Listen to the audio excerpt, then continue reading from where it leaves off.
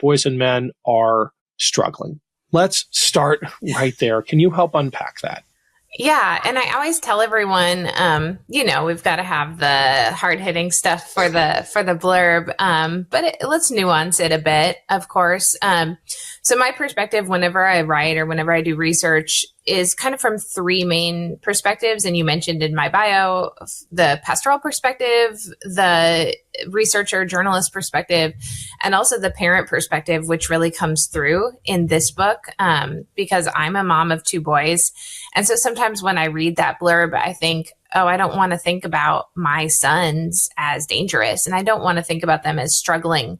But at the same time, I hear so many stories from fellow parents, from teachers, from faith leaders, from coaches about that there is something happening specifically to white men and boys right now. And I think part of the reason that I wanted to write the book is that we've got a vacuum where people are not really talking about the central issues of what's happening here. We've got sort of a right-wing perspective that, white men and boys have been victimized. And we have sort of a left-wing perspective of they've been demonized.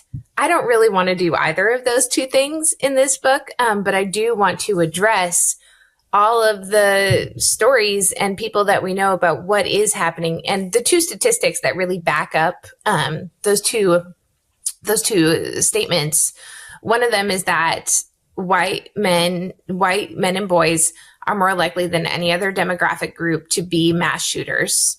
And the second one is white men are more likely than any other demographic group to die by suicide.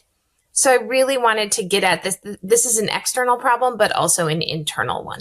How significant is the online world in driving this phenomenon? Can you talk about some of the rabbit holes that, frankly, people of my generation are almost completely blind to? It is an entire world that we never see. Yeah, until we see it on our kids' YouTubes, right?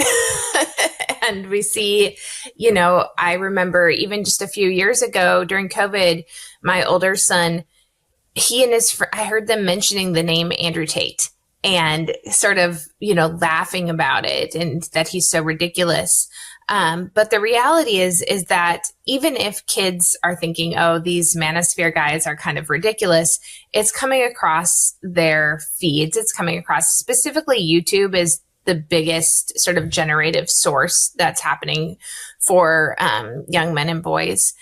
And as it's coming across that all powerful algorithm, even if they're watching it as a joke, it's continuing to serve them this kind of content. And then that's where we have this vacuum that I was just talking about, where we don't have a lot of content that is offering up something different when it comes to masculinity, when it comes to positive messaging for white men and boys.